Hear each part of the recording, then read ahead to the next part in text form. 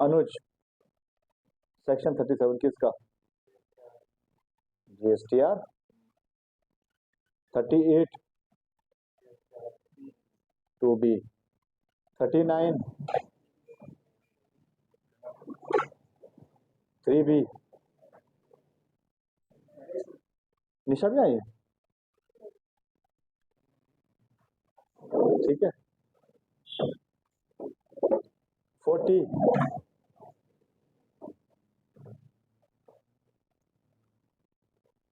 44 कौन सा form? 9 GSTR 9 से रिकंसिलिएशन। 45 फाइनल रिटर्न कौन सा? 10। 46 notice 3A GSTR 3A। 47 final. अगर नील की रिटर्न है तो कितने रुपए पर डे? ठीक है। और नील की नहीं है और 1.5 करोड़ से कम टर्नओवर है तो 25 रुपए पर डे। कहां तक? 1000 रुपए तक। और 1000 रुपए से, अच्छा 1.5 करोड़ से 5 करोड़ तक टर्नओवर है तो, और उससे ज्यादा है तो 5000 मैक्सिमम। ठीक है, इतने सारे सेक्शन क्लियर हो गए। अब देखो जब तुमने इतने कर लिए ना 47, अब जो नया चैप्टर हमने करना है वो खोलो पेमेंट्स। क्या खोलना है? पेमेंट्स।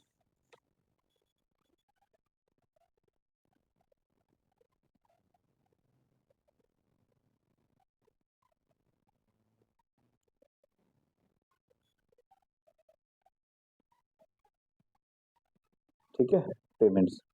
इसमें तुम्हारे लिए अच्छी बात है, खाली एक अच्छी बात है कि सेक्शन कौन सा पढ़ना है तुम्हें इसमें?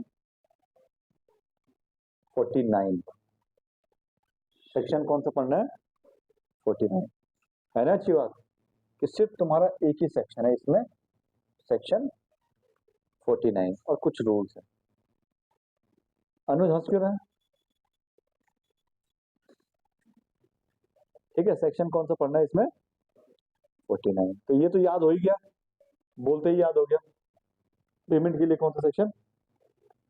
पेमेंट और टैक्स में कौन सा सेक्शन? 49। बोलते ही याद हो गया, कोई दिक्कत? अब वो अलग बात है कि 49 का 1, 49 का 2, यहीं पे लिख देता हूँ, 49 का 3, 49 का 4, 49 का 5, 49 का 6, 49 का 7, 49 का 8, 49 का 9 और 49 का 10। इसको सही लिख देता है ना, 49 का। कोई आया हुआ क्या? कौन है? अच्छा तुम्हारा सामने, ठीक है। बस इतने पढ़ना है?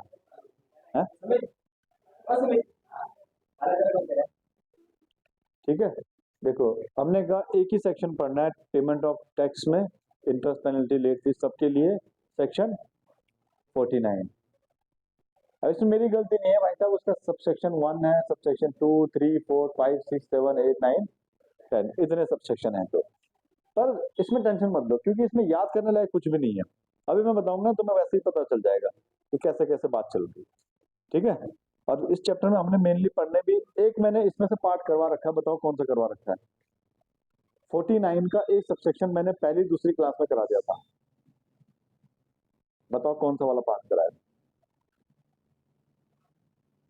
और इसका एक पार्ट मैंने तुम्हें एक काम दिया था घर के लिए, मैंने कहा था करके लाना, पता करके लाना कैसे कैसे पेमेंट करनी है, तुमने वो भी नहीं किया था। तुमने सोचा भूल गया, हटा हमें भूल गया। पर इसका एक पार्ट मैंने बहुत अच्छे तरीके से कराया था, पहली दूसरी क्लास में कराया था। जब हम कंपटीशन ऑफ टैक्स पढ़ रहे थे, मतलब लाइबिलिटी को कैसे एडजस्ट करना है, पढ़ाया था नहीं पढ़ाया था, एक बॉक्स भी बनाया था, तो कौन सा वाला पार्ट था वो? 49(5) याद आया कुछ? सेक्शन 49(5) याद आया?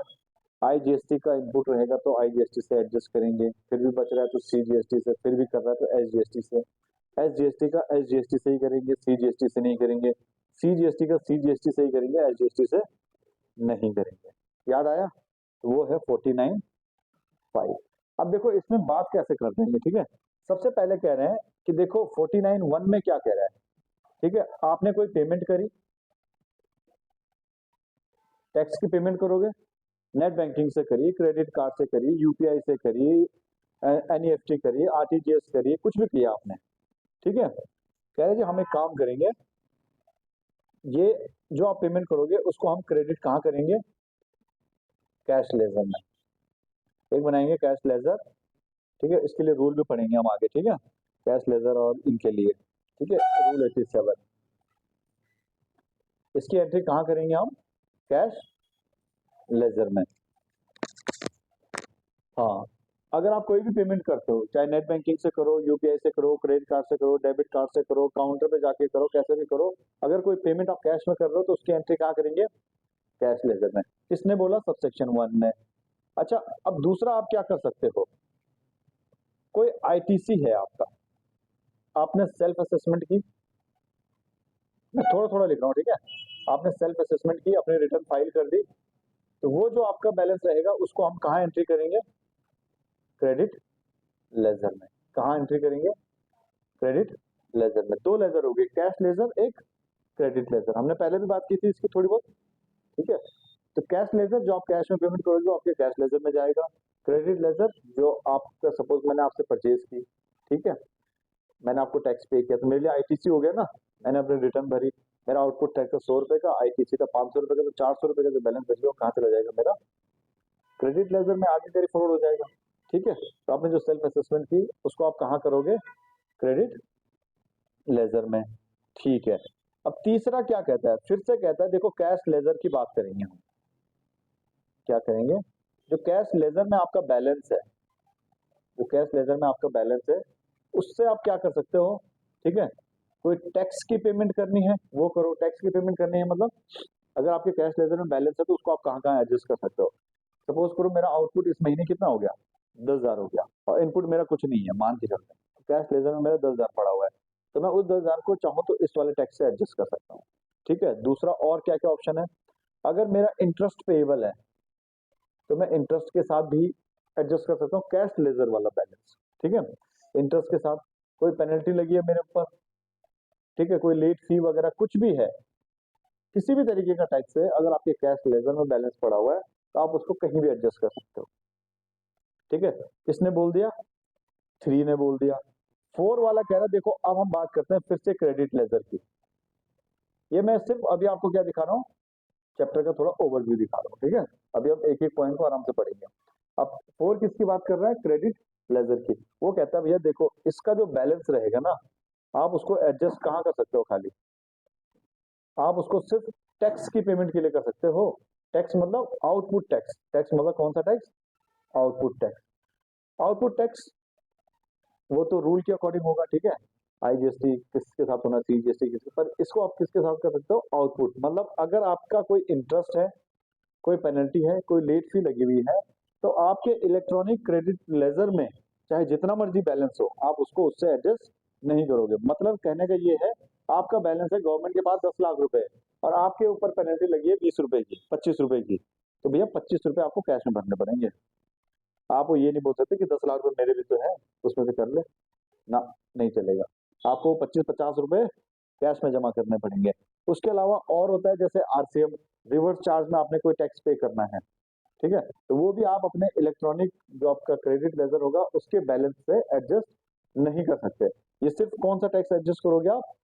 Output tax. समझ गए? मैं सिंपल सी बात है ना, गवर्नमेंट कहती है रिवर्स चार्ज का मतलब क्या हो गया कि भाई तुमने मेरे को माल बेचे, तुमने मेरे को सर्विसेज दी, ठीक है, तुम 100 रुपए की सर्विसेज थी, और सपोज वो 5 रुपए का टैक्स है तो मैं तुम्हें 105 देता, रिवर्स चार्ज में क्या, मैंने तुम्हें 100 रुपए दिए, 5 रुपए मैं दूंगा गवर्नमेंट को, तो गवर्नमेंट कह रही है भैया तुमने उसको भी तो देने ही थे, तो गवर्नमेंट को दे दो। ठीक है, हमारा हक क्यों मार दो। तो कहने का मतलब अगर कैश लेजर में आपका बैलेंस है तो आप किसी भी चीज के साथ उसको एडजस्ट कर सकते हो, चाहे आपका इंटरेस्ट है, चाहे लेट फी है, चाहे कोई पेनल्टी है या आउटपुट टैक्स है। पर कह रहा क्रेडिट जो लेजर रहेगा उसमें जो बैलेंस है आपका, वो आप सिर्फ आउटपुट जो आपका टैक्स है उसके साथ एडजस्ट करोगे। ठीक है। अच्छा 49(5) मैंने आपको बताया था, ये बात करता है किसकी, एडजस्टमेंट की। ठीक है, एडजस्टमेंट कैसे होगा, आई का आई के साथ भी हो जाएगा, सी के साथ भी हो जाएगा और एस के साथ भी हो जाएगा, ये सारी चीजें हमने पढ़ी थी, फिर से भी पढ़ेंगे। ठीक है, पर अभी आप खाली सेक्शन नोट कर लो। ठीक है। अच्छा 6 वाला क्या बात करता है, देखो 6 वाले मजेदार बात करता है, कह रहा है देखो आपका सपोज करो आपका क्या है, क्रेडिट लेजर है या कैश लेजर, दो लेजर हो गए हमारे पास, एक तो है कैश लेजर, एक होता है क्रेडिट लेजर, एक होता है कैश लेजर, एक होता है क्रेडिट लेजर। जो कैश लेजर में हमारा बैलेंस पड़ा हुआ है, भाई मैंने गवर्नमेंट को 2 लाख रुपए की कैश में पेमेंट कर दी, ठीक है, वो मेरा यूटिलाइज नहीं हुआ, तो मैं क्या करता हूँ, उसका तो रिफंड ले सकता हूँ ना, उसका तो रिफंड मिल ही रहा है ना हर केस में। भाई अगर कैश लेजर में बैलेंस है तो आप गवर्नमेंट से रिफंड क्लेम कर सकते हो, आपको मिल जाएगा। क्रेडिट लेजर में है तो उसका रिफंड नॉर्मली नहीं मिलता, सिर्फ 2 केसेस बताए थे तब मिलता है। कब मिलता है, जब आप एक्सपोर्ट कर रहे हो या फिर इन्वर्टेड टैक्स रेट स्ट्रक्चर हो, मतलब खरीदा हाई रेट पे और बेचा कम रेट वाले टैक्स पे। ठीक है, मतलब 18 पे खरीद रहे हैं, 5 वाली टैक्स रेट वाले में बेच रहे हैं, ठीक है, तो उसमें आप रिफंड ले सकते हो। तो कहता है देखो अगर कैश लेजर और क्रेडिट लेजर में आपका बैलेंस बच जाता है ना सारी लाइबिलिटी एडजस्ट करने के बाद, तो हो सकता है हम आपका क्या कर दें, रिफंड कर दें। हो सकता है, मतलब ये नहीं बोला करेंगे ही करेंगे, बोला हो सकता है। उसके लिए तुम्हें पढ़ना पड़ेगा सेक्शन नंबर 54, उसमें कुछ चीजें लिखी हैं, तो वो तब जाके आपको रिफंड मिलेगा। तो कहने का मतलब कि अगर आपका एडजस्टमेंट करने के बाद बैलेंस बचता है कैश में और क्रेडिट में, तो हो सकता है आपका रिफंड कर ले, हो सकता है, मे बी, ये नहीं बोला सैलरी, क्या बोला है, मे बी, तो मतलब हो सकता है बस तुम मुझे पैसे दे दो, हो सकता है मैं वापस कर दूं। ठीक है, देखते रहना पड़ेगा भाई साहब। इतना क्लियर हो गया। अच्छा अब सेक्शन 49 सब सेक्शन 7 क्या कह रहा है, देखो जी हम ना एक रजिस्टर मेंटेन करेंगे हर बंदे का, एक कौन सा होगा, electronic liability register, electronic liability register maintain करेंगे।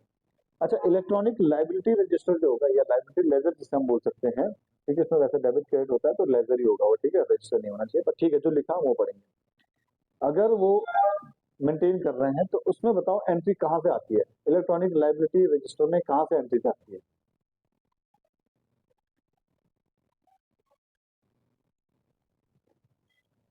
जीएसटीआर 1 से। कहाँ से जाती है, जीएसटीआर 1 से। भाई आपने जीएसटीआर 1 भरी, आपको आपने बता दिया ना इतने मेरी टैक्स की लाइबिलिटी है, इतना मैंने लोगों से कलेक्ट किया, तो वो लाइबिलिटी कहाँ से ली, वो एंट्री कहाँ हो जाएगी, लाइबिलिटी में। ठीक है। अच्छा अब आता है 8, 8 बात करता है order, order of adjustment, order of adjustment of tax. कहने का मतलब है ऑर्डर ऑफ एडजस्टमेंट का, मैंने आपसे एक बार पूछा था कि पिछले महीने का टैक्स भी ड्यू है मेरा, इस महीने का टैक्स भी ड्यू है, गवर्नमेंट ने पेनल्टी भी लगाई है, गवर्नमेंट ने इंटरेस्ट भी लगाया है, सारी चीजें लगाई है, तो क्या मैं सबसे पहले इंटरेस्ट पे कर दूं, है ना, या पेनल्टी पे कर दूं, टैक्स की जो लाइबिलिटी है वो बाद में पे करूंगा। तो ये कौन बताएगा हमें, सेक्शन 49 का सबसेक्शन 8 बताएगा कि भैया पहले आपको कैसे पाप धोने हैं, पहले पिछले महीने का पाप दो, फिर इस महीने का पाप दो, फिर जो पेनल्टी लगी है उसको करो। ठीक है, वो हम पढ़ेंगे इसमें आराम से। तो सेक्शन 49 सबसेक्शन 8 क्या बोल रहा है, order of adjustment of tax. ठीक है, अब 9 बात करता है इंसिडेंट, किसकी, इंसिडेंट। ठीक है, इसमें वैसे ही बताता हूँ मैं क्या कहने का मतलब है इसका, इसका कहने का मतलब ये है कि जैसे सपोज करो ये है सप्लायर और मैं हूँ रेसिपिएंट, ठीक है, इन्होंने माल बेचा, मेरे से इन्होंने टैक्स ले लिया, ठीक है। अब इनकी जिम्मेदारी क्या है, उस टैक्स को गवर्नमेंट को जमा करना, उस टैक्स को गवर्नमेंट को जमा करना, है ना। तो इसके कहने का मतलब है कि ये मान लिया जाएगा कि भैया इन्होंने अपना सारा काम कर लिया है, इन्होंने सारा टैक्स वगैरह जमा कर लिया, ठीक है। किसने, सप्लायर ने। अब उसने क्या कर दिया, वो आईटीसी किसके लिए पास ऑन हो गया, अब रिसिपेंट के लिए। अब मैं उसका क्या लूंगा, आईटीसी लूंगा, ठीक है। इस सेक्शन में दो एक्सप्लेनेशन दी गई है, इसमें लिख लो वंस टैक्स पेड, एक बार टैक्स पे कर लिया तो क्या हो गया, full incident of such tax has been passed to the recipient, ठीक है। ये हमारे इसमें है नहीं तो इसको यहीं पे लिख लो, इसमें दो एक्सप्लेनेशन दी जाती है। एक्सप्लेनेशन ए क्या कहता है कि देखो अब किस डेट को माने कि टैक्स की पेमेंट हो गई है, किस डेट को माने कि टैक्स की पेमेंट हो गई। सपोज आपने करी आज, ठीक है, आपने करी आज और गवर्नमेंट के पास पहुंच रही है 3 दिन बाद या 2 दिन बाद, कई बार ऐसा हो जाता है ना। तो कौन सी डेट माने कि टैक्स की पेमेंट हो गई है, तो आप क्या करोगे, जिस दिन जो है गवर्नमेंट के अकाउंट में क्रेडिट हो रही है वो डेट क्या हो जाएगी, वो डेट क्या हो जाएगी, डेट ऑफ पेमेंट हो जाएगी, ठीक है। उस डेट को माना जाएगा आपने पेमेंट कर ली। और यही कौन सी होगी, जिस दिन आपके कैश लेजर में एंट्री हो जाएगी, जिस दिन आपके कैश लेजर में क्या हो रही है, एंट्री हो रही है। सिंपल सी बात है, आपके कैश लेजर में एंट्री हो गई, बात खत्म, ठीक है, मतलब गवर्नमेंट के अकाउंट में क्रेडिट हो गई, ठीक है। दूसरा एक्सप्लेनेशन टैक्स के बारे में बताता है, टैक्स का मतलब क्या होता है, ठीक है। अच्छा, अब आता है सेक्शन 49 सबसेक्शन 10, ये किस चीज की बात करता है, देखो ये बात करता है ट्रांसफर की, किसकी बात करता है, ट्रांसफर की, transfer of tax. Transfer of tax कहां से, from one account to another या अदर अकाउंट, ठीक है। और डीम डिस्ट्रिक्ट पर्सन, मतलब कहने का ये कौन सा, कैश लेजर वाला। जैसे सपोज करो मेरा कैश लेजर में पड़ा हुआ आईजीएसटी में 1 लाख रुपए टैक्स में, अब मेरे लग गया फाइन, लेट फी लग गया, तो मैं उस 1 लाख का जो है टैक्स वाले कॉलम से, टैक्स वाले अकाउंट से उसको ट्रांसफर कर सकता हूँ कहाँ पे, लेट फी में। तभी तो बोला ना ऊपर कि भाई आपका कैश लेजर में जो बैलेंस पड़ा हो उसको आप कहीं भी एडजस्ट कर सकते हो, इसीलिए कर सकते हैं, ठीक है, क्योंकि हम उसको भी क्या कर सकते हैं, ट्रांसफर कर सकते हैं एक अकाउंट से दूसरे अकाउंट में। अभी देखो ये तो था चैप्टर का थोड़ा सा ओवरव्यू जो हमने इस चैप्टर में पढ़ना है। अब सिंपली एक बात ऐसे ही रिपीट करते हैं, सबसेक्शन 1 बोलता है पेमेंट करोगे तो कैश लेजर में डालेंगे, ठीक है। सबसेक्शन 2 बोलता है जो तुम्हारी सेल्फ असेसमेंट रहेगी आईटीसी रहेगा उसको क्रेडिट लेजर में डालेंगे। सबसेक्शन 3 बोलता है जो कैश लेजर में बैलेंस था ना कहीं भी एडजस्ट कर लो, चाहे आउटपुट टैक्स में कर लो, इंटरेस्ट में कर दो, लेट फी में कर दो, पेनल्टी में कर दो, कहीं भी कर लो। 4 क्या बोलता है, बोलता है क्रेडिट लेजर में जो बैलेंस था ना सिर्फ और सिर्फ आउटपुट टैक्स के साथ एडजस्ट करना, कौन सा आउटपुट, चाहे आईजीएसटी का है, चाहे सीजीएसटी का है, एसजीएसटी का है, ठीक है, उसके हिसाब से एडजस्ट कर लेना। एडजस्ट किस हिसाब से करना है, कौन सा टैक्स किससे एडजस्ट होगा, कौन बताता है, 5। 6 क्या बोलता है, भैया बच गया ना बैलेंस, हो सकता है रिफंड कर दो तो दे तो सही, ठीक है। 7 क्या बोलता है, भैया हर किसी का लाइबिलिटी रजिस्टर हम मेंटेन करेंगे, ठीक है, मेंटेन होगा ऑनलाइन, क्लियर। 8 क्या बोलता है, देखो आपको टैक्स की पेमेंट करनी है ना, हम बताएंगे सबसे पहले किस टैक्स की पेमेंट करोगे, आपके ऊपर बहुत सारे चार्जेस है, बहुत सारी चीजें ड्यू है, तो हम बताएंगे कैसे पेमेंट करनी है आपने, सबसे पहले किसको खत्म करोगे। 9 क्या बोलता है, इंसिडेंट, भैया देखो ये मान लिया जाएगा कि जो सप्लायर है उसने सारा क्या कर दिया है, टैक्स पास ऑन कर दिया है, ठीक है, सारे इंस्टेंस उसने पूरे कर दिए, मतलब गवर्नमेंट को टैक्स पे कर दिया। कौन सी डेट को मानेंगे टैक्स पे हो गया, जिस दिन आपके कैश लेजर में एंट्री हो गई, गवर्नमेंट के अकाउंट में क्रेडिट हो गया, वही डेट ऑफ पेमेंट है। सपोज आपने 20 तारीख में पेमेंट किया, बैंक में दिक्कत हो गई, नहीं हो पाया थे, 25 में आपका कैश लेजर में एंट्री है, तो पेमेंट कौन सी डेट में मानी जाएगी, 25 में मानी जाएगी। और सेक्शन 10 सबसेक्शन 10 क्या बोल रहा है कि देखो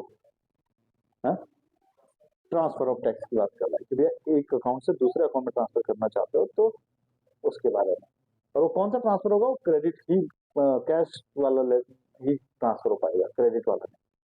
ठीक है, थोड़ा समझ आया, थोड़ा कुछ याद हुआ। सबसे पहले किसकी बात हो रही है, कह रहे कोई भी पेमेंट करोगे हम कैश वाले उसमें डाल देंगे तुम्हारी। सेल्फ असेसमेंट करी, आईटीसी था, क्रेडिट लेजर में डाल देंगे। दो तो याद हो गए, कैश लेजर क्रेडिट लेजर। फिर कैश लेजर की बात आ गई, कैश लेजर को कहीं भी एडजस्ट कर लो। फिर क्रेडिट लेजर की बात आ गई, सिर्फ आउटपुट टैक्स एडजस्ट करना। पांचवें ने बोला मैं बताऊंगा कैसे एडजस्ट करना है। छठे ने बोला कि अगर आपके पास क्या है, बैलेंस ज्यादा है तो हम क्या कर देंगे, रिफंड कर देंगे। सातवें ने क्या बोला, रजिस्टर मेंटेन करेंगे। आठवें ने क्या बोला, आपको किस ऑर्डर में पेमेंट करनी है, सबसे पहले कौन सी पेमेंट करनी है। नौवें ने क्या बोला, ये मान लिया जाएगा कि सप्लायर ने सारा काम कर दिया। ठीक है, और 10 ने क्या बोला, 10वें ने क्या बोला कि आप ट्रांसफर करना चाहते हो तो ट्रांसफर भी कर सकते हो। क्लियर, पक्का, ठीक है। चलो अब एक एक करके पढ़ना शुरू करते हैं। ठीक है, पहला क्वेश्चन क्या है, पहले ही क्वेश्चन 49.5 का है। पहले क्वेश्चन किसका है, 49.5 का। Utilisation of input tax credit section 49 subsection 5, ये हम पहले भी कर चुके हैं, और बोलो तो दोबारा कर दें, ना बोलो तो ना करें। वैसे कर चुके हैं तो करवाना नहीं चाहिए। Section 49 bracket 5, utilisation of input tax credit. बताओ अगर आईजीएसटी का इनपुट है तो ये किस किस के साथ एडजस्ट हो सकता है, सेंट्रल के साथ हो सकता है। सबसे पहले तो आईजीएसटी के साथ ही करो, उसके बाद सेंट्रल के साथ करो, फिर स्टेट के साथ करो। आप देख सकते हो अपनी सहूलियत के हिसाब से कहीं भी कर सकते हो, वैसे हमने बताया था ना। अच्छा, अगर एसजीएसटी का इनपुट है तो ये किसके साथ हो सकता है, आई और एस के साथ हो सकता है, सी के साथ हो सकता है नहीं। अगर सीजीएसटी का है तो आई के साथ हो सकता है और सी के साथ हो सकता है, एस के साथ हो सकता है नहीं। ये समझ आ गया, ठीक है, क्लियर हो गया।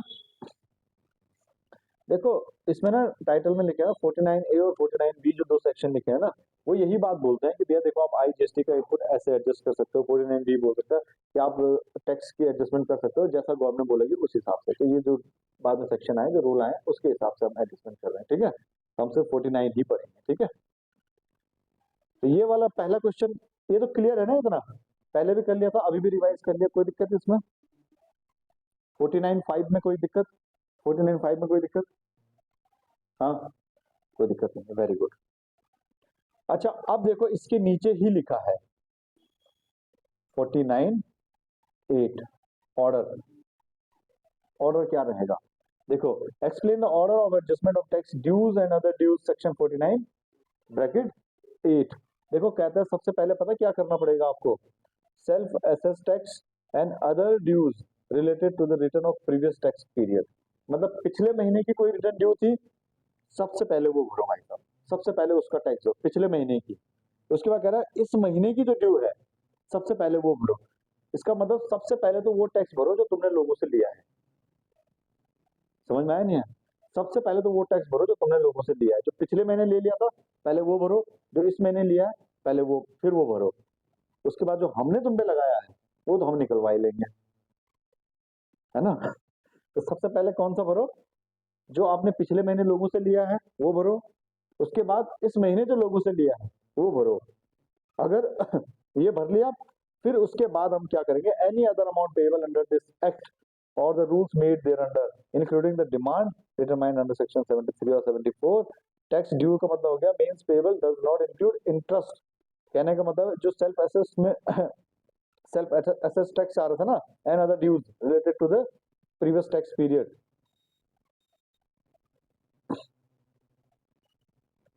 देखो जो पिछले महीने की रिटर्न थी आपकी, सपोज आपने पिछले महीने की भी नहीं भरी और करंट वाले की भी नहीं भरी, तो कहता है सबसे पहले कौन सा भरोगे,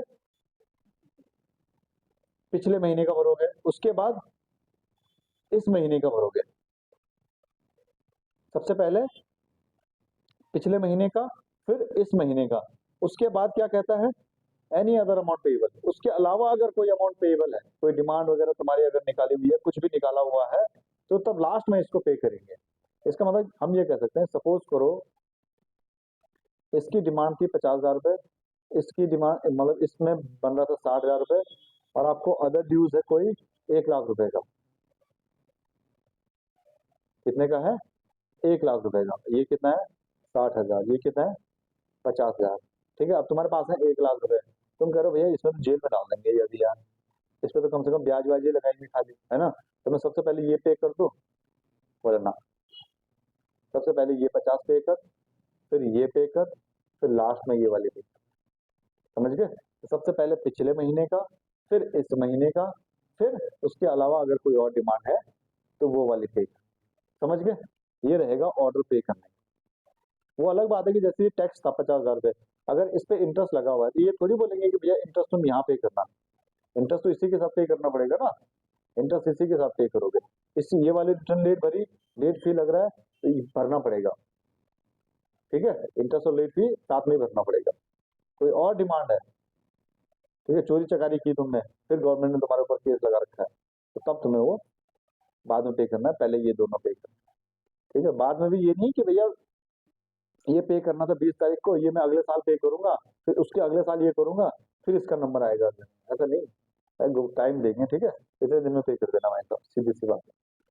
तो दो सेक्शन समझ आ गए, 49 का 5 और 49 का 8। क्लियर हो गए दोनों? कोई दिक्कत? ठीक है, अगले पेज पर आ जाओ, सीधा 49 का 10। ठीक है, ये तीन चीजें हमने जो मेन पढ़नी है इसमें, उसके बाद हम इसमें पढ़ेंगे रूल्स। 49 का 10 क्या कह रहा है? 49 का 10 मैंने क्या बात बोली थी अभी? ट्रांसफर कर सकते हैं टैक्स को ना कैश वाले लेजर, तो कैश लेजर में जो आपका बैलेंस है उसको क्या कर सकते हैं? ट्रांसफर, क्योंकि क्रेडिट वाले को नहीं कर सकते। तो जरा पढ़ो इसको जरा। As per section 49 subsection 10, a registered person may on the common portal transfer any amount of tax, interest, penalty, fee or any other amount available in the electronic cash ledger under this act to the electronic cash ledger for integrated tax, central tax, state tax, UTGST. ठीक है, और cess, integrated tax और central tax of a deemed district person under section 25। ठीक है, deemed district person मतलब एक ही बंदे के दो जगह पे हैं, तो वो अपना कैश लेजर में अगर उसका बैलेंस हो तो दूसरे में भी कर सकता है। समझ गए? क्या कर सकता है? दूसरे में भी कर सकता है। अब देखो, अगर आपका कैश लेजर है, आपका क्या है? कैश लेजर है, उस उसमें देखो ऐसा होता है ना, ये आईजीएसटी, ये सीजीएसटी, ये एसजीएसटी या फिर यूटीजीएसटी। ठीक है, ऐसा होगा, टैक्स का होगा, पेनल्टी का होगा, इंटरेस्ट का होगा। ठीक है, ये सारे कॉलम बने हमने, डेट की वगैरह सब कुछ आ गया। तो टैक्स में है सपोज 1,000 रुपये, इसमें भी है 1,000 रुपये, और इसमें भी 1,000 रुपये।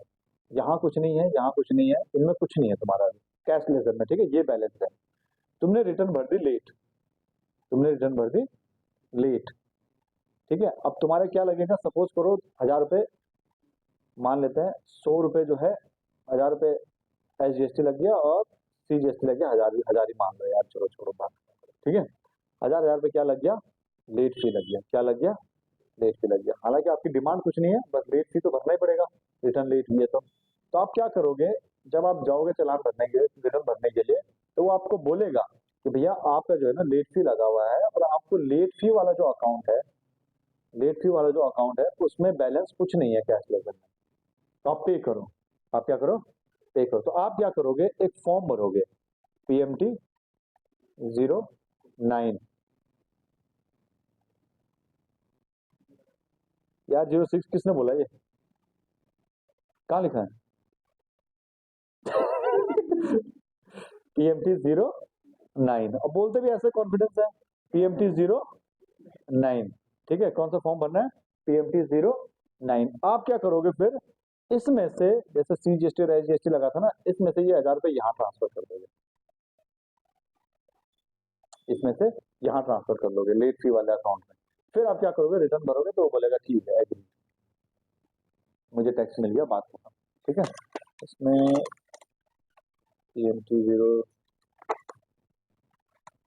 PMT09 का फॉर्मेट देखो, पेज नंबर 106।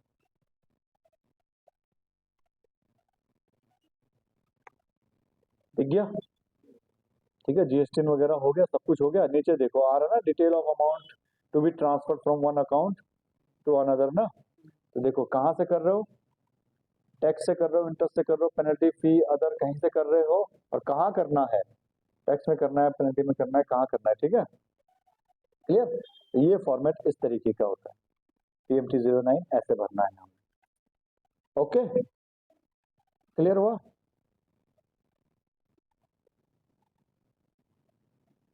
समझ आ गया?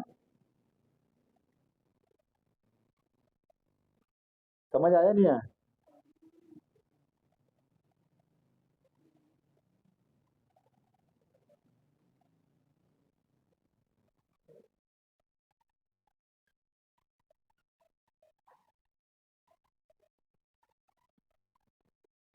ओके, तो इतना समझ आ गया? ठीक है। अच्छा, इंटरेस्ट की हमने बात की थी एक बारी। किसकी बात की थी? इंटरेस्ट की बात की थी हमने। कौन सा सेक्शन? 50, सेक्शन 50। कितना परसेंट? कितना परसेंट? कितना परसेंट? 18% per annum. ठीक है, अब देखो कैसे लगेगा। ठीक है, कहाँ से लगेगा, किस किस पे लगेगा, इस सारा इस वाले क्वेश्चन में पढ़। ये सारा इस वाले, पहले काम करो, जहां तक पढ़ा है ना वहां तक एक बार रीड करो। यहाँ पे कोई डाउट है तो बताओ, फिर ये वाला क्वेश्चन करते हैं आगे।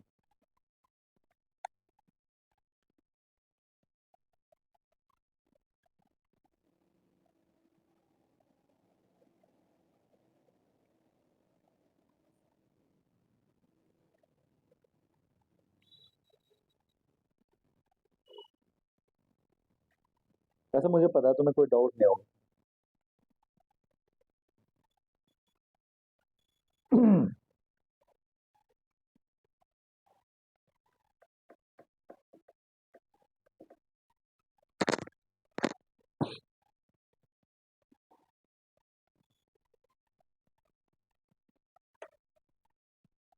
चलो आ जाओ, ऐसे ही पढ़ते हैं। ठीक है, सबसे पहले 49(5) SGST में अगर हमारे पास इनपुट पड़ा हुआ है तो मैं उसको किस किस टैक्स की लाइबिलिटी के साथ एडजस्ट कर सकता हूँ?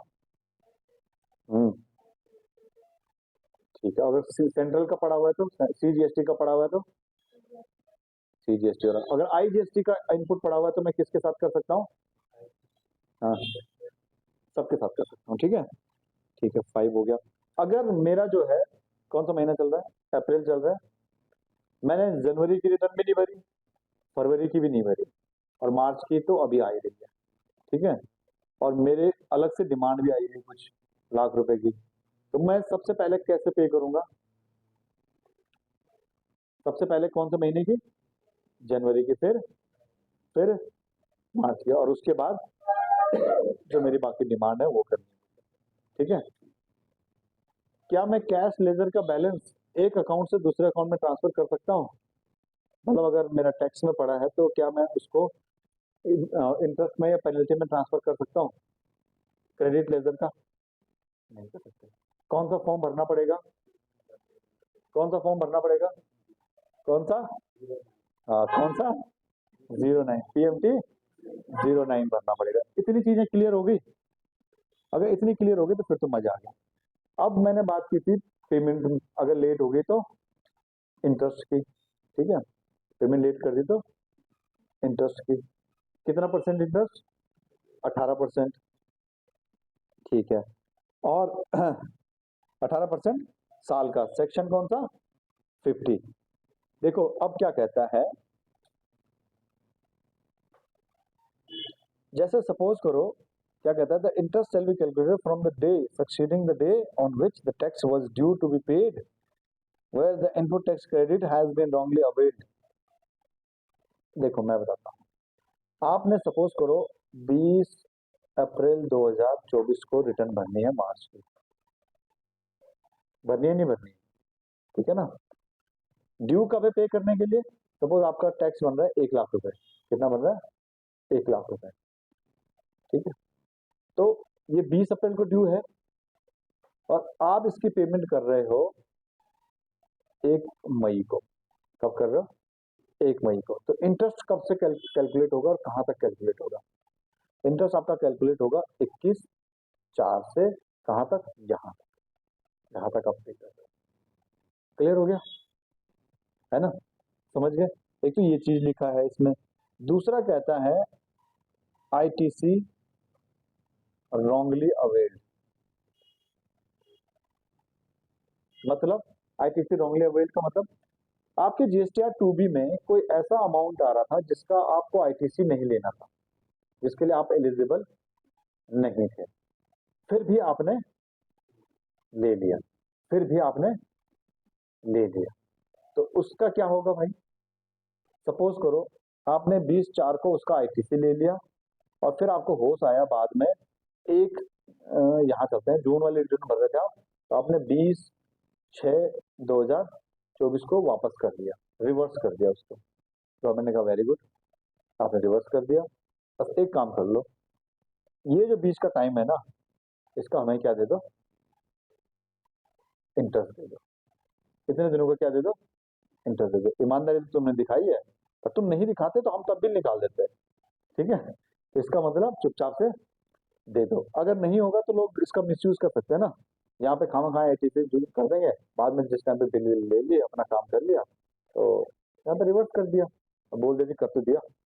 तो नहीं, इतने दिनों का तो क्या करना पड़ेगा आपको? इंटरेस्ट पे करना ही पड़ेगा। अच्छा देखो, सपोज करो आपने क्या किया, गलती से आपने 1 लाख रुपए का आईटीसी अवेल कर दिया, जो आपका था नहीं, मतलब जो आपने लेना नहीं था, पर आपके ऑलरेडी क्रेडिट लेजर में 5 लाख रुपए का बैलेंस हर बार है, 5 लाख रुपए का बैलेंस हर बार है, तो आपको तो जरूरत ही नहीं थी इसको करने की। तो इसका मतलब इस पे आपको फिर इंटरेस्ट नहीं देना है, क्योंकि आपके उसमें बैलेंस है ही। आपको कब देना है? जब आपने 1 लाख रुपए का आईटीसी लिया रॉन्गली, आपके क्रेडिट लेजर में जैसे ही यहां से इससे बैलेंस नीचे चला गया, वहां से आपको क्या देना पड़ेगा? इंटरेस्ट देना पड़ेगा। सिंपल सी बात है, अगर ज्यादा था तो आपको जरूरत ही नहीं, है ना, तो उस पर आपने इंटरेस्ट नहीं देना है।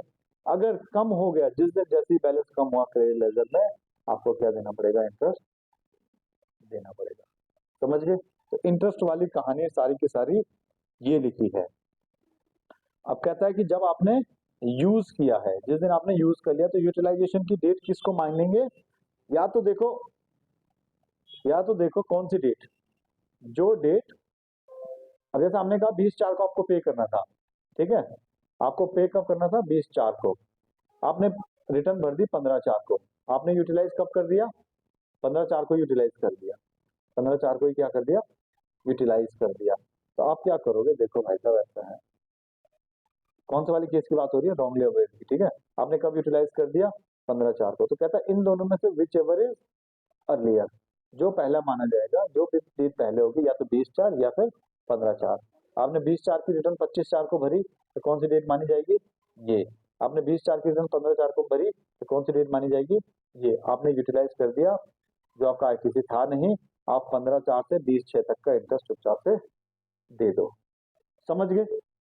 कि जिस दिन आपने रॉन्गली अवेल्ड किया उसको यूटिलाइज कर दिया। यूटिलाइज कब किया? या तो जब आपने रिटर्न भर दी, या फिर जब आप ड्यू डेट थी, दोनों में से जो पहले हो, दोनों में से जो पहले हो। क्लियर? समझ गए? पक्का?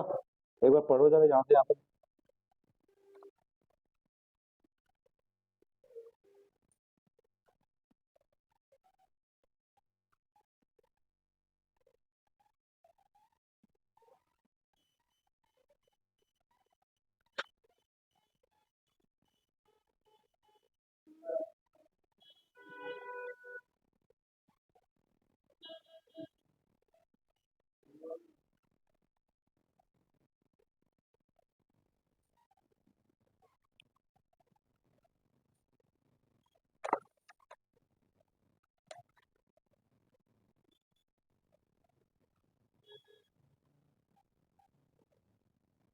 ये था रूल 88B। कौन सा रूल था ये? सेक्शन 50 रूल 88 बी, यही लिखा हुआ है जो हमने बोला कि कुछ और भी लिखा हुआ है उसमें?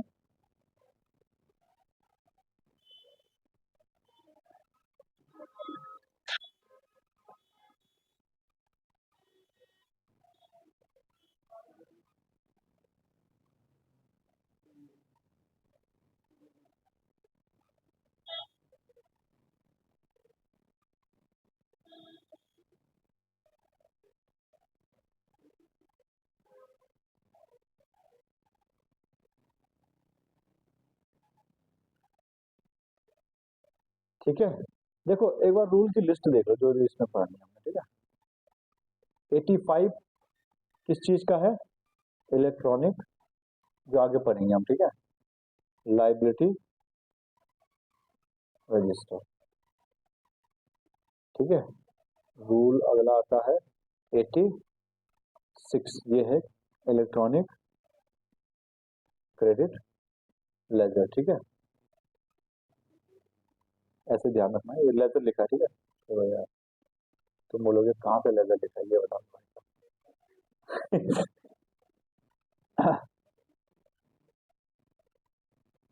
ठीक है, अब आता है रूल। रूल याद नहीं करना है, ठीक है। नहीं भी करोगे तो कोई बात नहीं। कुछ कंडीशन होती है, कुछ क्या होती है, कंडीशन होती है किसके लिए? जो क्रेडिट लेजर में हमारा बैलेंस होता है ना अवेलेबल, उसको यूज करने की कुछ कंडीशन होती है कि आप कब यूज कर सकते हो, ठीक है। तो 86A में वो लिखा हुआ है, और 86B में क्या लिखा हुआ है? कुछ रिस्ट्रिक्शन लगी हुई है, ठीक है। कुछ कुछ केसेस में क्या लगा हुआ है? रिस्ट्रिक्शन लगी हुई है। भैया आप जो है 99% ही आउटपुट टैक्स एडजस्ट कर सकते हो, 1% आपको कैश में पे करना पड़ेगा, पर वो सबके लिए नहीं है, कुछ बंदों के लिए है। रूल 87 ये बात करता है कैश लेजर की, इलेक्ट्रॉनिक कैश लेजर की। और अभी हमने एक रूल कर दिया, रूल कौन सा किया हमने? 88B, किसकी बात करता है ये? इंटरेस्ट ऑन डिलीट पेमेंट, ठीक है। ये रूल पढ़ने हैं हमें। तो अभी तक जितना पढ़ा हो सब तो क्लियर हो गया आपको, कोई दिक्कत नहीं है ना? ठीक है, आगे चलते हैं। Let's move to the next topic, जो है हमारा इलेक्ट्रॉनिक लाइबिलिटी लेजर। देखो वैसे ना मैं आपको एक बात बताऊं, इलेक्ट्रॉनिक लाइबिलिटी लेजर हम बात कर चुके हैं काफी टाइम। हमने कहा कहाँ से एंट्री आती है उसमें? जीएसटीआर 1 से। तो देखो वही लिखा हुआ है rule 85, electronic liability ledger for every registered person, electronic liability ledger shall be maintained on the common portal and liability to pay GST shall be debited to this ledger on the basis of GSTR 1 filed by him. Such liability can be paid either through electronic credit ledger or electronic cash ledger. ठीक है, liability laser में जो entry आएगी आपकी, उसे आप कैसे कर सकते हो? या तो कैश लेजर या क्रेडिट लेजर से एडजस्ट कर सकते हो। बट क्या कहता है आगे, एक लाइन लिखी हुई है, the amount payable on reverse charge basis or the amount payable under section 10, any amount payable towards interest payable interest penalty fee or other amount under the act shall be paid by debiting electronic cash ledger only. देखो reverse charge हमने कहा बंदे को देना था, government को दे दो, cash में देना पड़ेगा। सेक्शन 10 कंपोजिशन स्कीम, उसके लिए तो आईटीसी होता ही नहीं, तो इलेक्ट्रॉनिक क्रेडिट लेजर उसका होगा ही क्या, है ना? आईटीसी ले ही नहीं सकता ना वो किसी भी चीज पे, तो उसे भी सारे क्या करना पड़ेगा? कैश में पे करना पड़ेगा। हमने कहा इंटरेस्ट पेनल्टी लेट फी कुछ भी लगा है तो वो आपको कहाँ से पे करना पड़ेगा? कैश लेजर से ही पे करना पड़ेगा, ठीक है।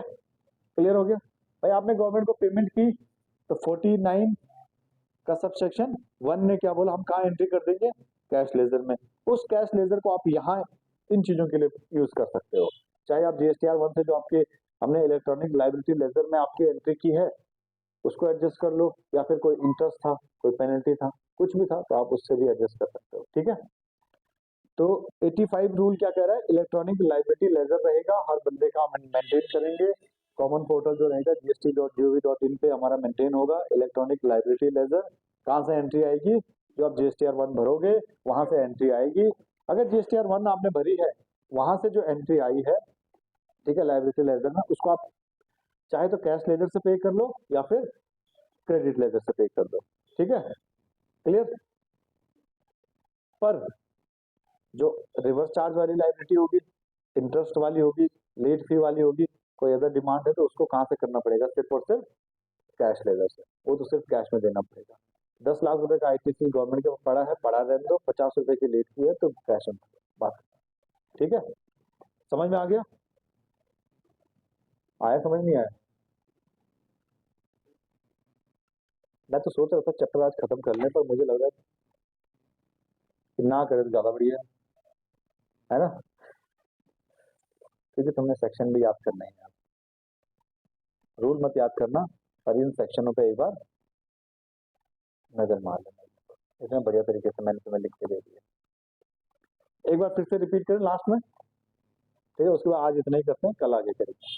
ठीक है, जो जो किया उसको रिपीट करें। आज थोड़ा सा ही किया है।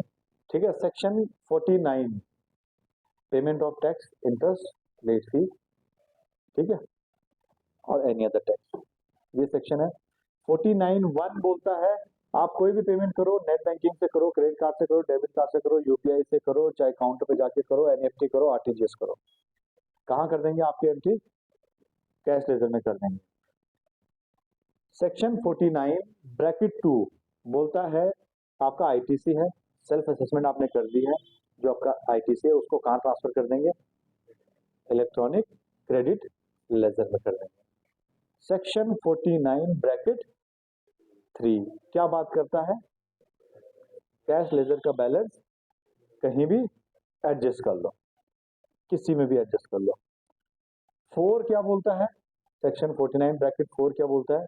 क्रेडिट लेजर का जो बैलेंस रहेगा वो सिर्फ और सिर्फ आउटपुट टैक्स के अगेंस्ट में ही आप एडजस्ट कर सकते हो। आउटपुट टैक्स आईजीएसटी का हो सकता है या सीजीएसटी का हो सकता है, ठीक है, या आईजीएसटी का किसी का भी हो सकता है। अच्छा, उसके बाद 5 क्या बोलता है? एडजस्टमेंट कैसे करनी है वो हम बताएंगे, वे कहाँ कहाँ करना है, कहाँ नहीं करना है। 6 क्या बोलता है? अच्छा, पेमेंट कर ली थी, बैलेंस बच गया, देखते हैं, हो सकता है रिफंड हो जाए, ठीक है, हो सकता है रिफंड हो जाए। अच्छा, 7 क्या बोलता है? देखो, हर बंदे की हम इलेक्ट्रॉनिक लाइबिलिटी रजिस्टर मेंटेन करेंगे, जो हमने अभी पढ़ा रूल 85। कहाँ से एंट्री आती है? जीएसटीआर 1 से, ठीक है। 8 क्या बोलता है? पुराने पाप पहले दो, पुराने पाप पहले दो, जो तुमने लोगों से कलेक्ट किया है वो पहले दो, अगर लेट किया है तो उस पर इंटरेस्ट दो, जो हमने डिमांड निकाली है वो तो हम वसूल कर ही लेंगे, ठीक है। 49(9) क्या बोलता है? भैया इंसिडेंट की बात कर रहा है, सप्लायर ने सारे इंसिडेंट सब कुछ सही तरीके से कर लिया है, ये मान लिया जाएगा, और उसने क्या कर दिया, सामने वाले को आईटीसी पास ऑन कर दिया, ठीक है। अब सामने वाला आईटीसी ले सकता है, ठीक है। अच्छा, 10 क्या बात करता है? हम ट्रांसफर कर सकते हैं, हम क्या कर सकते हैं? ट्रांसफर कर सकते हैं एक अकाउंट से दूसरे अकाउंट में, ठीक है। तो अब इसमें से हमने जो इसमें ज्यादा बात की आज, सबसे पहले सेक्शन 49 ब्रैकेट 5 पे बात की थी, आईजीएसटी का, आईजीएसटी के साथ और सीजीएसटी के साथ और एसजीएसटी के साथ कहीं भी एडजस्ट कर सकते हो। आईजीएसटी की लाइब्रेरी आईटीसी जो रहेगा आपका आईजीएसटी का, उसको किसी के साथ भी एडजस्ट कर लो। सीजीएसटी का अगर आईटीसी है तो सी के साथ करो, आई के साथ करो, एसजीएसटी का है तो एस के साथ करो, आई के साथ करो, ठीक है। उसके बाद हमने 49(8) तो हमने अभी बात कर ही ली, ऑर्डर क्या होगा, ठीक है। उसके बाद हमने 49(10) की भी बात कर ली। 49(10) ट्रांसफर करेंगे, कौन सा फॉर्म भरेंगे? PMT09। तो इतना क्लियर हुआ, इतनी ही चीजें कि हमने इतना क्लियर हुआ, कोई दिक्कत इस वाले यहाँ तक अभी तक नहीं है ना? तो आज के लिए इतना बहुत है, बाकी हम इसको कल खत्म कर लेंगे, ठीक है। और वो सारी एंट्री आपने कर दी है पूरी,